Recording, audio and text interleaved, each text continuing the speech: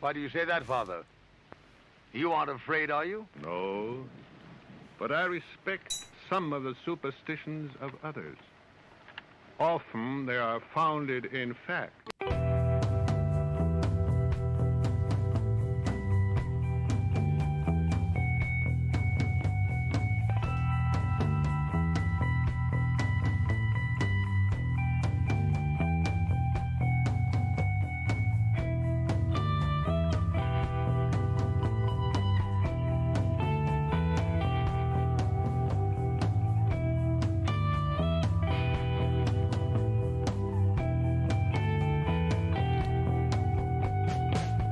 Broadcasting live from our Sanctum Sanctorum in Venice, California. This is the Sixth Sense Society. I'm your host, Krista, here with our producer, Michael, and today we welcome back to the show Sandra Inman. She's a practicing Wiccan for over 30 years and the founder of Mystery Witch School.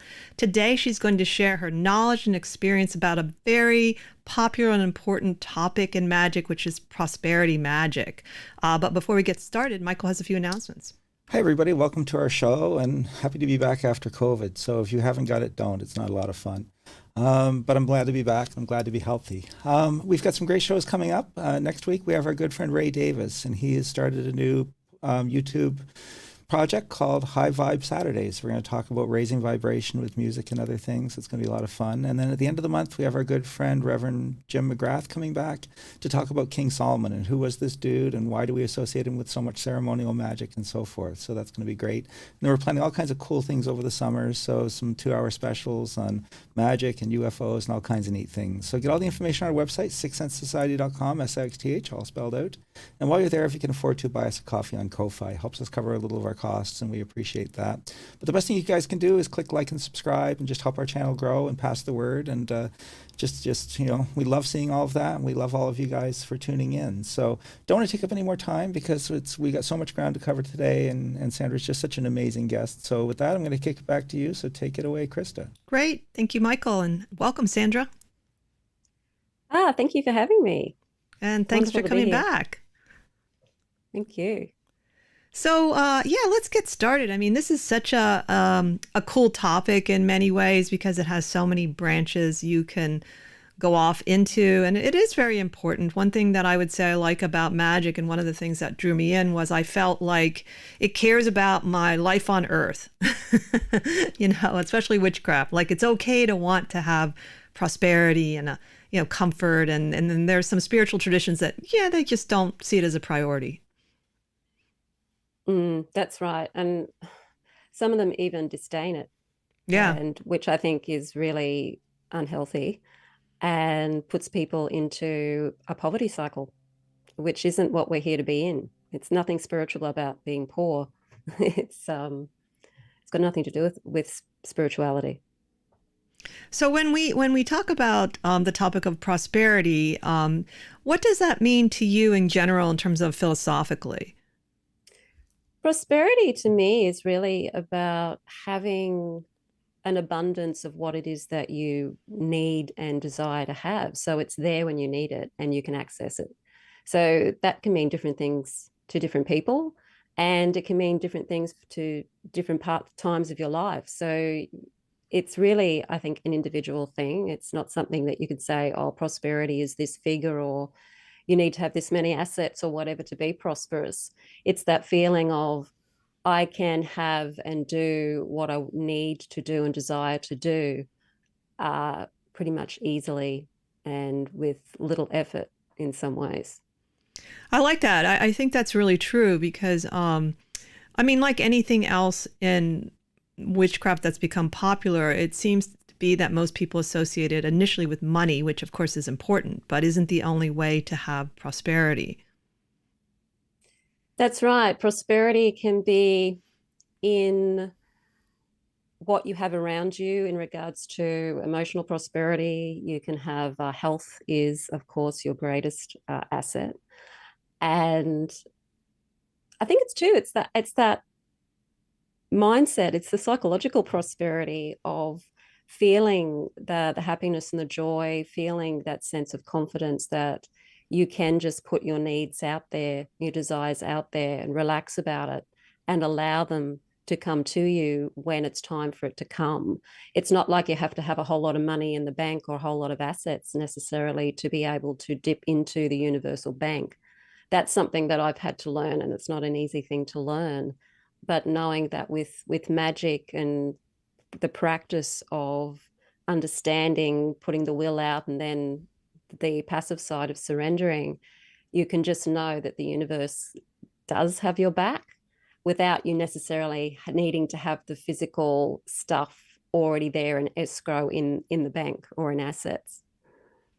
So what would you suggest if somebody was just getting into the idea of doing some kind of a working with prosperity? Where would you suggest they start, or how would they start? With the clarity of what prosperity means to them, why are they doing it in the first place? So what's the motivation for doing the prosperity magic? Is it a short-term thing? Is it just to bring in a couple of $1,000s to pay some bills or something? Is it because you want to increase your income? Is it because you want to use that money to buy maybe a larger asset? Or are you wanting to accumulate wealth, literally accumulate assets and wealth? It's having that clarity is the first thing. A lot of people don't know really what they want in the long term in regards to money because we're not educated with regard to money. School totally neglects money or financial education. And so most of us don't know anything about how to have a wealth mindset or even how to become wealthy if that's the goal you want, to become, somebody who has like a 7-figure business or something like that, that's often pushed out there in the online business world. Really don't understand what that actually even means. And do you even need that? Like to be prosperous, you may not even need that sort of wealth. It's really knowing what suits you and how you're comfortable working your own. So get clear first about what it is you want. And what would you suggest for people? Because as a tarot card reader, I do find one of the issues that people come to me with is figuring out what they really want. And maybe it comes down initially with a specific situation, but then when you start talking to them, you see the root of the issue is that confusion, this lack of clarity. So what kind of suggestions do you make for people that are unclear about their own true desires and not what's been kind of laid on them by society or parents or, other people? There's a series of questions that I use in most of my courses. I think it's particularly in the witchcraft courses that I do. And that's just this simple process of questioning what it is so in regards to prosperity, what is it that I want? And to just spend maybe 5 minutes writing down in a style of writing without lifting your pen off paper. And writing is better than typing. So it's really good to get that physical kinesthetic action happening because it connects with the body and the subconscious mind. And just write down what comes to mind. And then after you've written that, then you ask yourself the question again, what is it that I really want? And then you go further. Then ask the question again, what is it that I really, really want? And go further again. And then at the end, you can go, if I had all of the wealth in the world, if I had all of the knowledge that everything I did was going to be successful, I've got all the health and the love, what is it that I really, really, really, really want? And then go into it that way. And each one of those layers reveals what's on the surface, and then the next layer down and the next layer down, and then till you get to the whole root of what it is you truly, truly want. And that can be quite revealing because you may think, okay, I want the money for maybe a short-term gain, but what is it that you really want the wealth for? And that helps also bring up the important aspects of any magic is that you've got to have that emotional connection to the goal. And so by going into all of those layers of want, you can start to realize that at the end of the day, it's probably all coming down to feeling a particular way. And when you get that feeling, then you can go from there. So that's a good point. Feeling is a very important aspect to magic. And in some forms of visualization, they suggest that you feel what it's going to be like when you get what you want. But my question is, and what I struggle with is, what if it's an experience you've never felt? I mean, there are people, for instance, now maybe I've always had food no matter what. But what if I'd grown up in a home where we didn't have a lot of food sometimes, so I never knew what it felt like to have food and not worry about it. So I've sometimes, I understand the reasoning of it, but it seems like if you've not felt it before, should you pretend to feel it, or just, what would you suggest people do?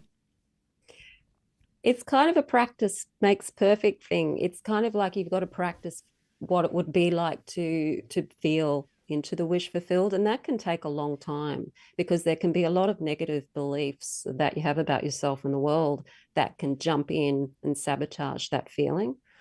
And it's something you've got to learn to feel by imagining if you were in that situation. Like, if it is, say, you want a particular, to live in a particular area in a particular type of home, what would it feel like to be in that home, and really feel into that feeling and practice that on a regular basis, so that you're practicing the feeling of the wish fulfilled, rather than just expecting that you're going to automatically feel into it, because the subconscious mind, with its past programming, is probably going to say, there's no way that could ever happen to you. You're not the sort of person that could have that. You're not good enough to have that. What will people say if you have that? Who's going to get offended? All of those negative self-talk will come in. And so by practicing feeling into it, not only do you hear your negative self-talk, so you can do the shadow work around that, you're also learning how to feel what a person who lives in that kind of home feels like. So it's a practice thing. It's hard to do, but it just requires discipline, like everything else in magic. So I've also run across the concept, I forget where I ran across it, of making a list of what you don't want. And in this particular thing, it was to make a list, and I think you kind of put it on your altar of the things that you don't want. And there's definitely this view in certain parts of magic that you don't use the word no or don't, that the subconscious mind doesn't understand that. And what is your position on that idea? It seems from what I know of the subconscious mind, that it doesn't understand the negative. But at the same time, we're programmed to focus on the negative. We're actually biologically programmed to focus on the possible dangers, which makes sense from a survival point of view. So it's a case of re-educating the subconscious mind, I think. I think it's a good idea sometimes to work with both, because you do need to know what you don't want in order to know what you do want. And sometimes putting out there what you don't want and then casting it off, like through like a petition or burning it off, is a way of giving it up to the universe. And then you can then have room then to focus on what it is that you do want. So that is an aspect. I know that in one of the meditations that Joe Dispenza does, if anybody's familiar with the work of Joe Dispenza, is that he offers up the negative stuff to whatever the higher power or whatever it is that individual people connect with.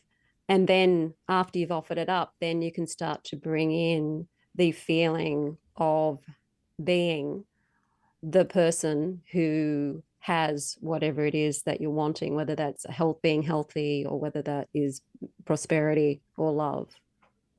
Now, one of the things I've noticed in passing is in the popular witch world, there seems to be a belief that if you don't have money or success, you are not magically powerful. And I thought about so many examples of how that's wrong.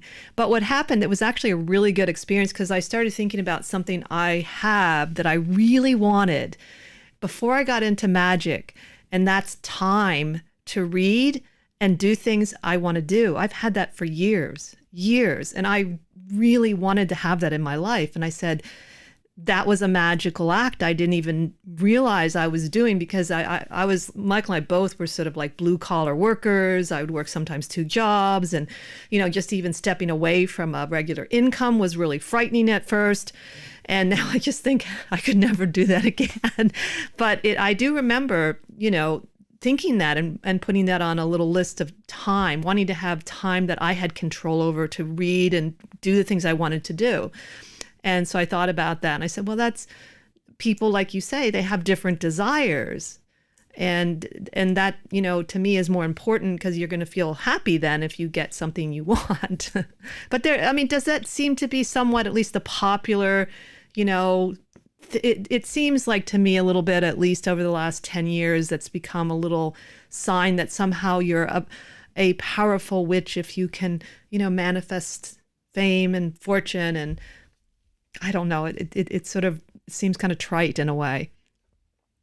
Yeah, I think there's all these rules that people put on us. You can't be a witch if you do this, you can't be a witch if you do that, but to be a witch, you have to do this, that, and the other. I think it's just part of the whole naive ego trip. And witchcraft has always been associated with certain powers. I have people emailing me wanting to have witch powers.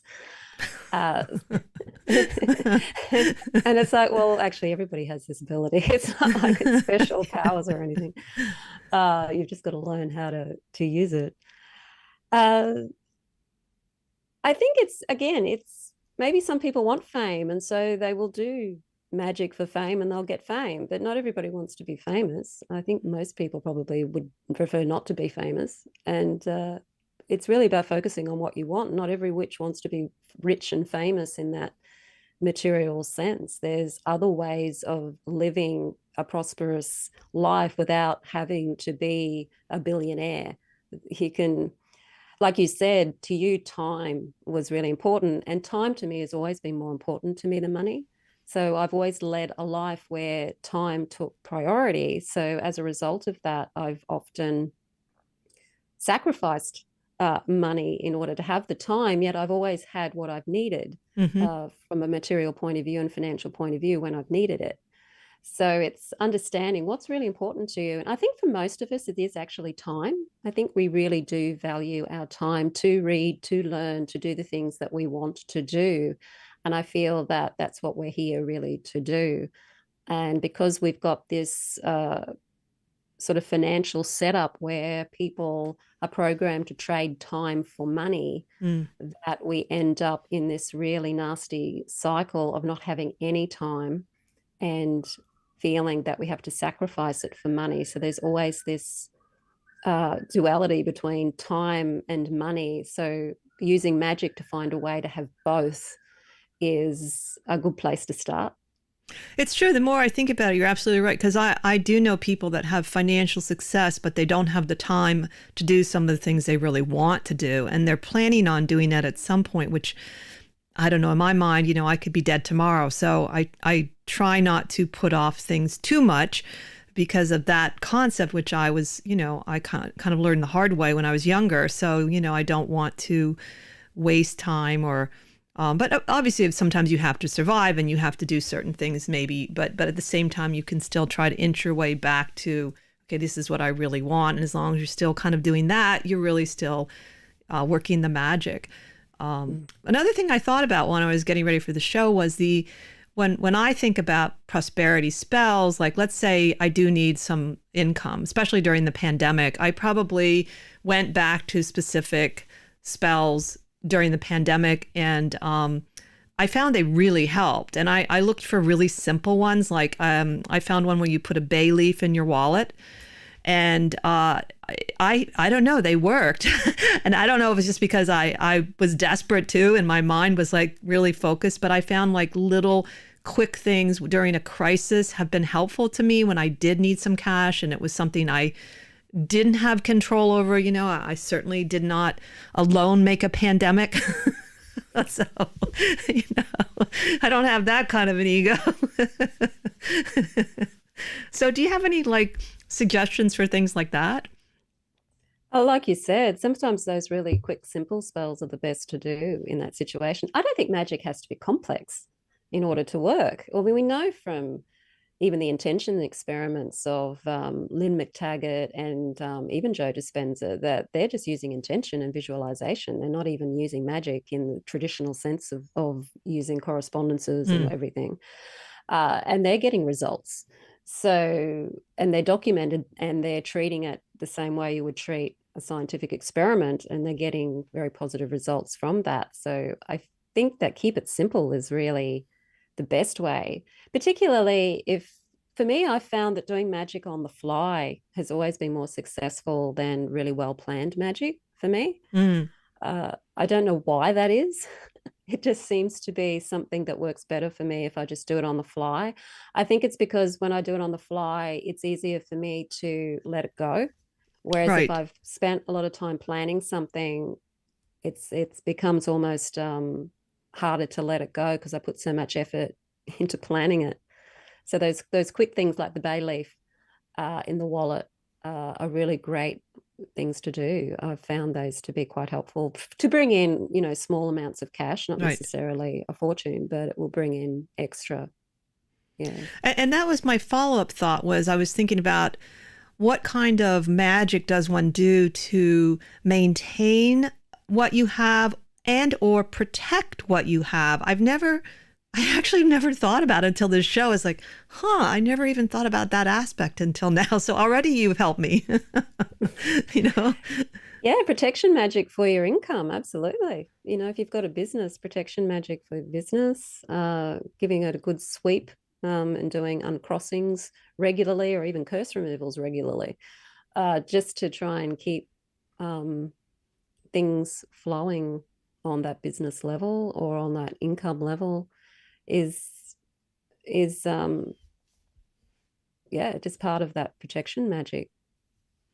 Now, I do remember once I love the evil eye and the Hamsa decorations, and I particularly like ones that are from Turkey. They're ceramic and they have beautiful like rope and I mean I never really appreciated their power until I bought one to put above my door, and I said, oh, this is so pretty, I'm gonna put it there, mostly because I love it. And that weekend, our business tripled. And I was like, oh my God, we have some I don't think it was I don't think we have deliberate energy come at us, but unconsciously we must have had something coming at us. And I think anyone that does metaphysical work probably has something, even if it's just a passing person that doesn't like what you do and they kind of send it to you. Ever since then, I try to do something simple, like you said, to cleanse it. But I think I've been neglecting that part, actually. I'll have to go back. But that made me realize that, wow, some of these symbols really work. Some of these amulets really work, Yeah, there's a lot of symbolism in Arabic magic or Persian magic in that case. Yeah, it's because if you're in the public, and particularly if you're in the metaphysical business, there are going to be people out there who aren't happy with what you do. They don't like the way you teach, or they don't like, something about you. And so they'll either intentionally or unintentionally be throwing stuff your way. And so you do have to regularly, I think, protect yourself from any of that on a regular basis. That's something that I've learned to do. Now, what kind of things do you like to do? Do you like baths? Do you do candles for the protection side of prosperity? I do. There's an uncrossing that I do where I just basically write down my name, the name of the business, the name of my YouTube channel, and I just use a curse removal oil or an uncrossing oil. And I just, so for anything like uncrossing, I'll just put a symbol there. So if I'm wanting to remove any blocks, for example, I'll just put a Saturnian symbol there and sort of then cross through that so that I'm sort of cancelling Saturn's energies of restriction. I like to still work with cash. I know that the governments want to abolish cash and everything, but cash is such a great thing to work with magic, because it's a physical, tangible thing, and you can anoint your money with magic oils. So I like to anoint my money with my magical name that's I've got in a symbol form, and also to maybe put some Jupiter symbols there and some Venusian symbols on there, just with a light oil on the money and say, this comes back to me, tenfold or something. And whenever I spend it, also say whatever I spend comes back to me. So just always doing little bits and pieces of magic all the time it just basically keeps it coming. And then you don't know really where the magic's going to come, money is going to come from. Like it could come in bulk. It could come in, like you said, on that weekend, the business tripled. It can come from various different places, and you just never know where it's going to come from. That's interesting too, because it's like then you're building a relationship with prosperity. And it's like anything else, you have to take care of the relationship, which every now and then I think, and maybe I need to change my view a little bit of doing money spells. Because when I first started, we were really broke. And so I really did more money instead of prosperity spells. And so I kind of got caught in that idea. And of course, that's a little to me, that's a little hard to keep maintaining just that instead of the idea of abundance and prosperity, because you can approach it from so many different ways like you did. I love the cash thing. I agree with you, working with money. Now, some people, we've talked in the past, witches, they have a special altar for prosperity. Do you have something on your altar? Do you have or sometimes a special bank or a box or anything like that? I have a box. So I use a box that's got different herbs in it, like cinnamon, and there's nutmeg, and there's bay leaves in there. And I put in coins and sometimes paper money in there. And I'll periodically just take the coins out and go and spend them if I go and buy coffee or something like that. So it might be small amounts of money, but I find that what money likes to move, so you've got to keep it circulating. And that's one of the reasons why I prefer to work with cash, because it is physically circulating. It's not like currency in cyberland, which is sort of harder to work with in a way. The physical cash moving it tends to then somehow influence the cyber cash to come in as well. So it's like being able to have something tangible and physical to put out there and get out there and having move around. And it doesn't have to be huge amounts of money. It can be, $4.50 for a cup of coffee. Yeah, that's a good point. It doesn't have to be a lot to have an effect on things. We have a really cool spell that we've been doing for, since we've been in LA almost. And it started out, it was really cool that we were just landing here and we were just getting on our feet and finances were tight. And Krista one day, we live near Venice Boardwalk, she said, wouldn't it be great to have an extra $100? I said, yeah, that'd be awesome. So she was going out for a walk and she comes back a little bit later and she said, is this real? And it was an American $100 bill. And she was walking along the boardwalk and it was crumpled up on the boardwalk and people were stepping over it and she just bent down and picked it up and brought it home. And so what we did was we have this little puppet character that we call Scratches. And we decided rather than spend it, that we would keep it as the basis of a prosperity spell. So we put a little mark on it. We gave it to Scratches to hold on to. And Scratches has become our banker, basically. And so whenever we have someone who maybe does something generous and tips us a little extra, we give Scratches a little bit extra. Our friends that know about it have brought, foreign currency when they're on trips. We've gotten Mardi Gras coins that have gone in there, all kinds of stuff. And it seems like he's been a real prosperity working that we've been doing for 25 years. It's always kind of had our back. But it was a neat little way of just kind of saying, okay, rather than just rush out to spend this, it was the beginning of something good. Let me use that as a basis for a spell to make it even better. And it's worked really, really well. Yeah. It's a bit like having, in a way, a servitor. Yeah, it's true. to help with that side of things, or having the money tree, the money box where you're feeding it, and also then utilizing it as well. Yeah. And I think it's also that element of play, which seems to be very important in all kinds of magic, is something that is something, even if it's like a heavy issue, that element of play helps me, to lighten it up and release it in a way, like you said, that you can let it go, which does seem to be one of the hardest aspects of magic, is sort of letting it go and letting it come back the way it wants to and when it wants to. Yeah, that's definitely the hardest part. And that's the receptive side of it. It's Magic isn't all, it's that balance between the yin yang and that whole active passive thing. It's you put it out there actively, but you've got to actually allow yourself to be open to receive it and surrender to how it's going to happen. And we're not used to doing that because we live in such a world of do, to be able to trust that the magic is working and that it's going to happen however it is hard. It's hard to trust. It's very hard to trust. Yeah, even when I've seen it work, I just feel like I'm undoing a lot of programming that is, like you said, because I'm born into a Western society and we are definitely taught to be productive and to do, and I'm not against that completely because some people don't do any of that, but the idea that we have to learn that sort of, yin sign and allowing things to happen, unfold, and sometimes it happens in such beautiful ways too that you don't expect. You're like, wow, I didn't see it coming that way. So that's the part I like too about when you learn to do that. Yeah. And I think a lot of the problem is, of course, our programming.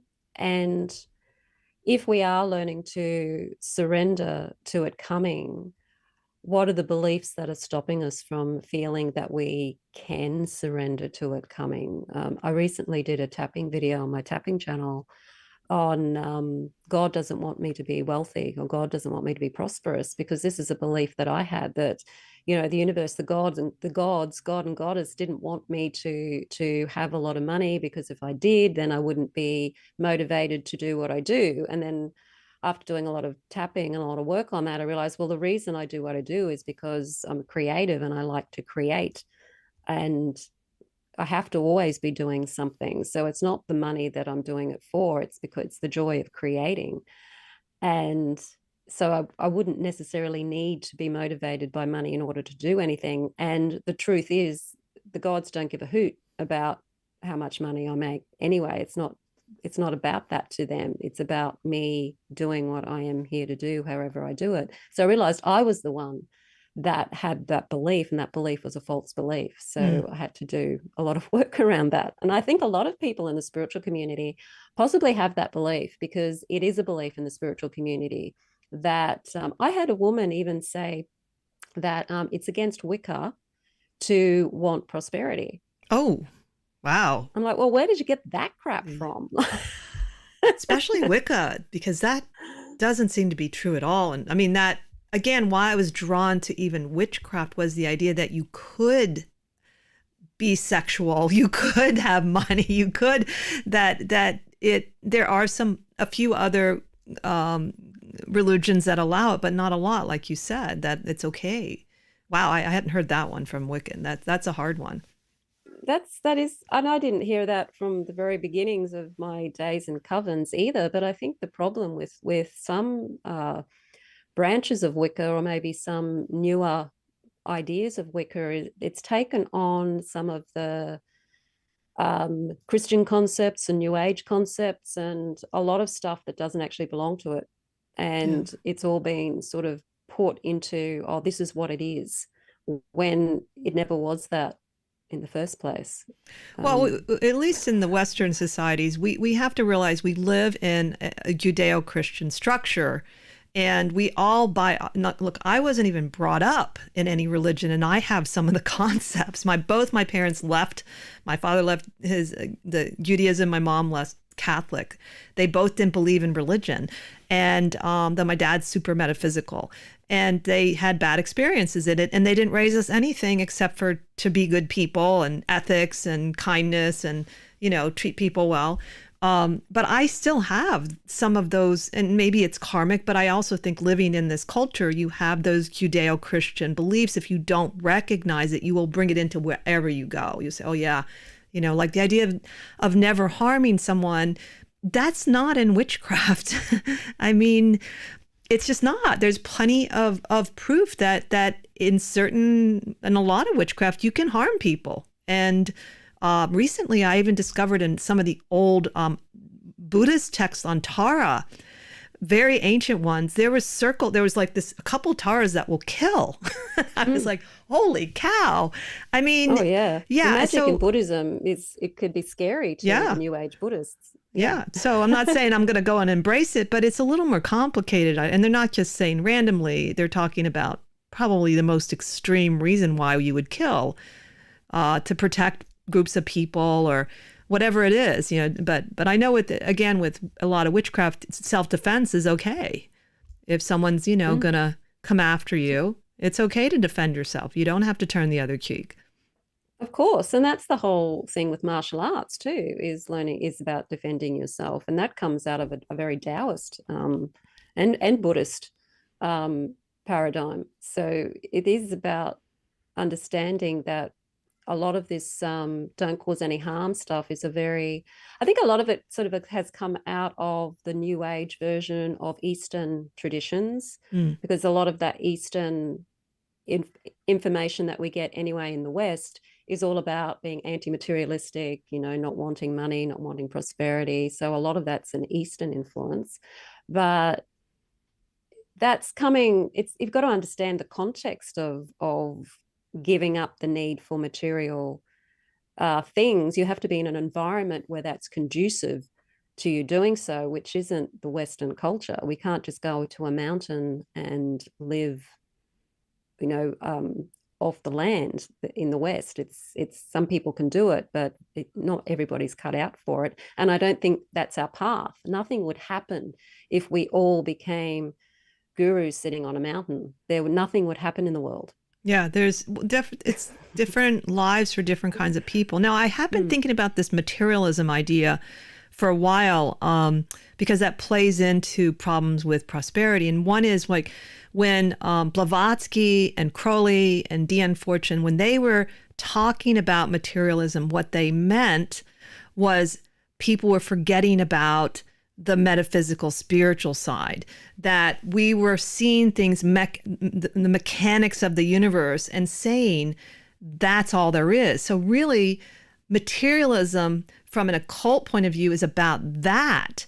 It's not about having money or not having money, but just that whole, there's more to reality than the material. And it finally dawned on me, that's why they were so against certain things, because you have to put them into their society, where that was a real issue, where it is like kind of the same issue now, even that in spite of, well, maybe not because of physics, we are starting to see the universe is really likely to be quite different than just the mechanism, though there's plenty of people in science that will say, no, we're still a materialistic being, and when we die, you know. But I think that's what materialism is about. It's not about money. It's about that, you know, and that if you see certain books, why they fight against it, that's what they're really talking about. Yeah, that's right. The materialist ideology is that what we can see, touch, taste, hear, and smell is all there is. There is no other reality other than that.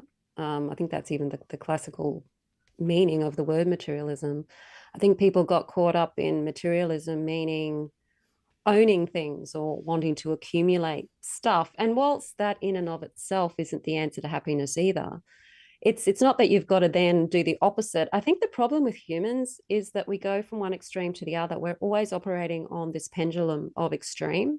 So when it comes to the principle of rhythm, we're always swinging from one end to the other extremely. We don't understand that it's actually about trying to maintain a middle way, like a balance between the two. So yes, you need to have material items. You need to have a certain amount of ability to have the things that you want to have and do. So yes, you in the Western world, you need money to do that. And it's okay to want those things. It's not like the universe doesn't give a hoot whether you have whether you're a billionaire or whether you have zero in the bank. It really doesn't care, and you're not going to be judged by anyone out there either way. It's what's your motivation for having these things? What are you doing with these things? And, you know, is it part of your path to have these things? Because some people who have a really big purpose, who want to really maybe do some really big things out in the world will need a lot of money behind them to do those things, whereas other people might not need so much to do what they came here to do. So we can't judge people based on what it is that they have, because we don't really know what their purpose is for having it. Yeah, that's a really good point. And the idea that some people need more resources, what I find interesting is sometimes that happens to people accidentally, that they're doing their purpose with complete devotion and they get this tremendous support. And I'm not saying that you can't ask for support, but I'm always kind of fascinated by when that happens, like just, wow, that's really kind of cool. And I also feel like, Dolly Parton's really a good example of someone that gives like in really powerful ways, because she's really into, the whole, she does that whole thing with the books, how many books that she's given away, and she's given back to her community when they all lost homes and fires. And she's using so much of her resources to do these really wonderful things. And I don't, she just remembered her roots, but there are people like that you kind of see and you're like, wow, that is so cool. I mean, you kind of find yourself rooting for people like her, whereas, there are people that are billionaires that are destroying our world and you're not exactly rooting for them. Yeah. Some psychopath billionaires out there. Exactly. And are they really prosperous? You have to ask if are they a representation of prosperity if they're destroying so much along the way? Well, I guess they are prosperous in the material sense, but their prosperity, prosperity in and of itself is neutral anyway. I don't think the universe is there going, well, you deserve to have that and you don't deserve to have that. I think that's another misunderstanding of spirituality. It's really about us saying we don't deserve it for whatever reason. The universe, as I said, I really feel from my own experience, it doesn't give a hoot. It's more about it opens up when you open up. So when you change your mindset around money and you realize that you have a right to have it as much as anybody else does, then the universe is quite happy to then provide it for you. We're the ones that are in the way of our own prosperity. And a lot of work around prosperity, if it's an area that people struggle in the most, can be a real learning opportunity about what we do believe about ourselves and the world. And when you go down the rabbit hole of shadow work around money and prosperity, you find that it's not just money related, that there's other beliefs there that are more to do with your value, the value of your time, the value of what it is that you can do, and not valuing yourself. It can be around being afraid of being maybe out there more in the world and worrying about what other people are going to say or what other people are going to think. And that's often holding people back from prosperity. So it's not necessarily their mindset around money itself. It's about what they might have to do in order to attract the prosperity. Like maybe they need to be out there more in the world doing something, but they're being held back from doing it. And that's actually what's stopping the money from coming.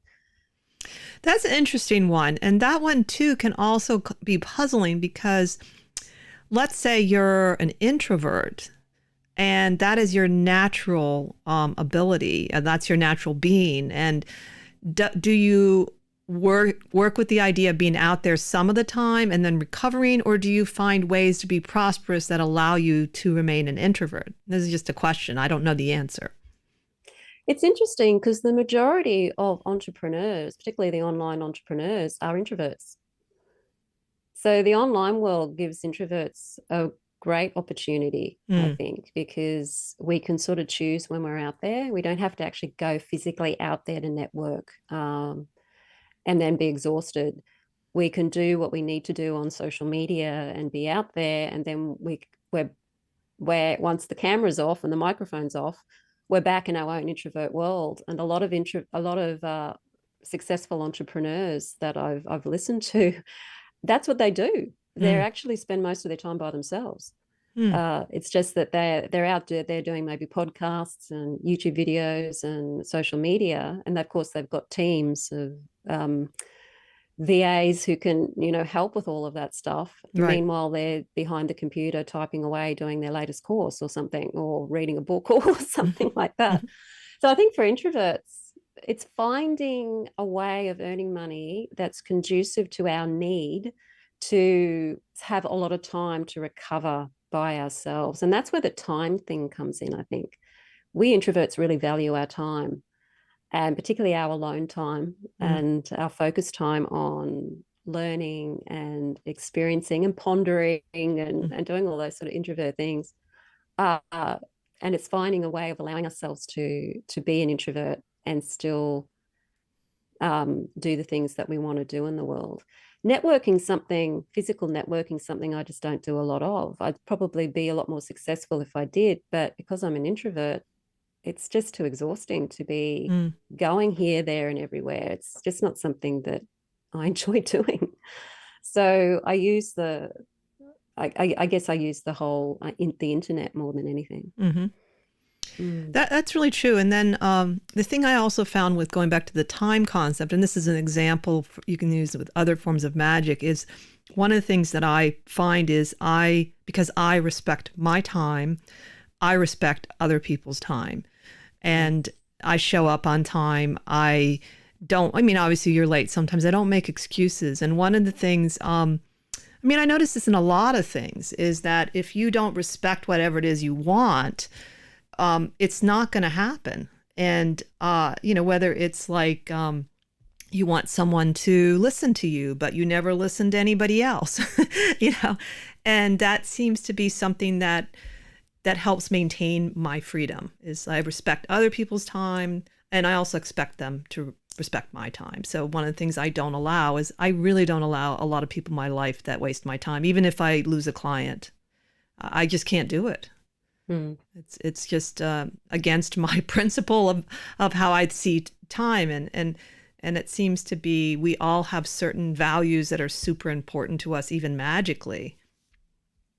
Absolutely. That's something, learning to value your time, I think, is the most important thing, because it is your most important resource. And a lot of people who don't perhaps value their own time don't value other people's time. And you do come across this, of course, when you do work with people out there, because there's a lot of people who want your time, but they don't want to, do any sort of exchange in order to have that time. And it's because they don't value time. They don't understand or respect somebody's time, because they probably don't respect necessarily their own time either. And that's why they're probably in the situation in the first place that they're in. Yeah, and then it comes back to the whole earlier thought that a lot of this is inner work of what, even with prosperity, though it seems to me sometimes, at least for me around prosperity, I sometimes find there are some areas I seem to have I'm still unconscious why it's happening or what is, and I wonder if maybe just hypnosis would be good for things you just don't understand, but you see it play out, like a certain aspect. Like for instance, I'll get out of debt and then I'll get back into it a little bit again. And I know I'm not that bad compared to, but I'd like to be completely debt free for the rest of my life. That's because it just is less stressful. And so I think, well, there must be something, I don't know what it is. And I'm wondering, like, for areas that that it's not quite happening, would it be better to do something like hypnotherapy or tapping, or instead of the spell work or ritual? Absolutely. I can vouch for that. The inner work, the going in and finding out and the reprogramming is essential.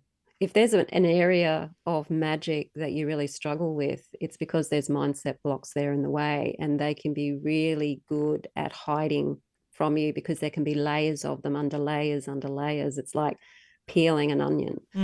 And for prosperity, for example, there are so many beliefs that you can have about yourself, about money, prosperity, spirituality, and the world around you that can be putting you into that debt cycle. It could be a loyalty vow to a parent or a rebellion vow to a parent. It could be a sense of anger at the world or entitlement. It can be any of those things that come out of these beliefs that we have in our subconscious mind. And hypnotherapy is, I like to use hypnotherapy as a reinforcement. So I will listen to hypnotherapy audios to reinforce the things I want to be and to believe. And I use the tapping to find them and then to release them. So how would you find with tapping what a belief is? So what would you do to go about starting that? I just start with tapping on what I'm feeling and then talk to myself. So it's like having a tapping rant.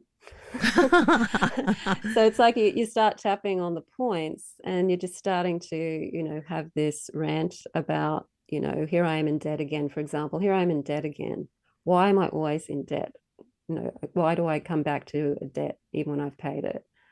What is it about? And as you tap, because you're calming the amygdala down in the brain and you're bringing yourself down into a calm state, your subconscious mind's able to talk to you then, and you're listening to it. And you start to follow the prompts your subconscious mind's giving you, and you start to realize, oh, I do this because of this, or oh, I believe this, or yeah, I really feel that I just want to, for example, I had a loyalty vow to my mother, so I would not allow myself to be past a certain limit in regards to success or finance, because I felt that if I did, I would be somehow being disloyal to her. So I had to work with that belief and change that. You can have a rebellion vow to a parent, particularly if it's a way that a parent maybe handled money or their view on money. They might have been really greedy, for example, and hoarded money and wouldn't, give money.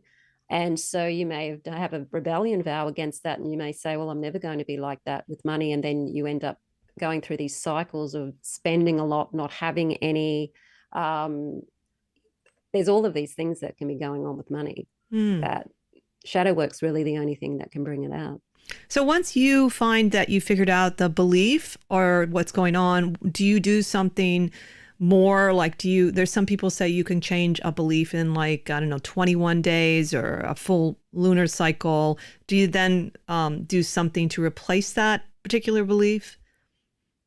What I do is I use EFT and I use reframing with the EFT. So there's a particular release technique that I do to release the belief from my mother and father, my ancestors, my DNA, cellular body, past lives, present life, through all time and space. And then I go through and I use this technique of putting the what if in front of whatever the belief is that I want to adopt. So it might be, if I had the loyalty vow for my mother, for example, I might have had the belief is it's not safe to be more successful than my mother. Okay. And often that's what it comes down to. It doesn't feel safe to have something. Our ego is stopping us from having the prosperity because it doesn't feel safe having it. So that might be the belief. So then I would go, well, what if I can be more successful than my mother and be safe at the same time, and use the tapping to tap that into my body. And it's amazing how quick that works. You only need to be tapping on that what if for maybe 3 minutes. And there is a pattern interrupt between the mind and the body, and that belief goes. So it doesn't have to take the 21 days if you know exactly what the belief is and you use the tapping. And do you tap in certain areas for certain things? I know you have some tapping on your YouTube, right? Is it part of the Mystery Witch School, or is it a separate one, the tapping? I've got a tapping channel, so it's Sandra Inman tapping. So it's totally tapping because I started off tapping before I started Mystery Witch School. So that channel goes way back to about, I think, 2016, when I was doing the money mindset tapping work. And so there's a lot of money mindset stuff on there and a lot of tapping on money stuff there, and all sorts of different beliefs that I put there over the years. So very early videos of me there with the tapping. Yes, so we've got the tapping channel. It And so does. people may find that a lot of stuff on there could be quite helpful. It does make sense, the body-mind connections, if you work with it together, being faster. I only learned about tapping, I think, through you, actually. I don't know if maybe I've heard about it, but I'd never met anybody that had done a lot of, at least I didn't know they'd done a lot of tapping. So it's really fascinating. And I see it now sometimes in this Qigong video I follow. Sometimes she does some tapping as part of Qigong. And one is like at the top of the head, and it's to get out of your head. And oh my God, it works like in 2 seconds. I couldn't believe it. It does. It works quite fast. It really calms the nervous system down. Dawson Church of the EFT universe has done a lot of research into EFT. So they do know that the acupressure points themselves do on fMRI do calm the amygdala down. And there seems to be a connection between calming the amygdala down in the brain and creating that relaxed state and being able to communicate with the subconscious mind. That's where hypnotherapy sort of comes in and why hypnotherapy is so powerful. So EFT is kind of putting yourself into a slight trance so that you can listen to your subconscious mind, because it wants to be heard. And if you don't listen to it, it's going to yell even louder and louder. And so what I found with EFT, although originally I came to it because of anxiety issues and more of emotional issues, I found it for me personally to be the most helpful on the thinking and thought level. So it disconnects the thought from the feeling. And so you start to feel different and then you develop a new thought. And so it's like this cycle of the mind or the thought informing the body, the nervous system, and you have an emotion. But when you calm the nervous system down in relation to the thought, you then end up changing the thought. So it's like this mind, body, mind thing. And it's as if the subconscious mind is the nervous system. I love that. Now, but we're getting closer to the end, so I did want to give a shout out to you. Have a tarot course coming up starting May 31st in Australian time, correct? Do you want to share a couple things about it? Yes, I've just started. It's called the Confident Tarot Reader. So it is, of course, a complete tarot course to basically help people who want to become confident at reading tarot, using both the knowledge that we learn from the books and also using the intuition. So finding ways to be able to connect to the cards and read the cards actually in a spread, rather than just knowing the meanings and then trying to fumble through, well, what does that card mean now that it's sitting there in the Celtic cross? I have no idea. And getting a bit deer in the headlights about it. It's there to teach people how to connect to the cards and their intuition so that you can read on an intuitive level in a confident way. So that starts on the 31st of May. That's Australian time. In the US, it's the 30th of May. And it will be live over Zoom. So every 2 weeks, there'll be a live Zoom lesson. If you can't make the Zooms, that's fine. Most people probably won't. So there's replays there of the Zoom calls. So it's pretty much you can join in, or if you just want to do DIY, you have that option as well. And how long is the course? The course has got 7 modules. So if it's done every fortnight, every 2 weeks, it takes about 4 months. Excellent. And so you can find all of that out at mysterywitchschool.com. Is that the best place? That's right. And there's a lot of other good things on your website and your YouTube channel too. So you've been at this for a little while as a teacher. Yeah, I started out with the Mystery Witch School 101 Academy course, which is the 12-month course in eclectic Wicca and witchcraft. And then because of my strong interest in shadow work and the use of EFT and the hypnotherapy, I created the Wheels of Empowerment course, which works with the chakras and also with the mindset, so that you learn what your beliefs are at each chakra level that are holding you back. And particularly when it comes to prosperity, we're really looking at the root chakra and the sacral chakra. But every chakra can be involved with beliefs around money and prosperity that can be holding you back. Like the crown chakra, for example, is the chakra that you work with your beliefs about spirituality and spirit. So if you have that belief that the gods don't want me to be prosperous, or it's, the god and goddess don't want Wiccans to focus on money. That's sitting up there in the crown chakra, blocking your ability to be able to receive that prosperity. So that's how I work with the shadow work. And now we've got the tarot course. Well, I love that, working with the different chakras too, because I think you're absolutely right about that. It isn't just the lower chakras too, and it's a really good point. I think we're running out of time. I did want to give a thank you to eponymous Jeff and Mac for chatting there with Michael, and thank you, Sandra, again for all your great information. It's always so interesting where our conversations go. Yeah, they go all sorts of places, don't they? So, and we will have you back, I'm sure, at another point. Hopefully we're going to do another Magick special too, so we hope you'll join us with that. Awesome. That'd be wonderful. Yeah, thank you so much for having me. Of course. And thank you all for listening in. Join us next time as we continue to explore the esoteric and the obscure together. Have a magical week.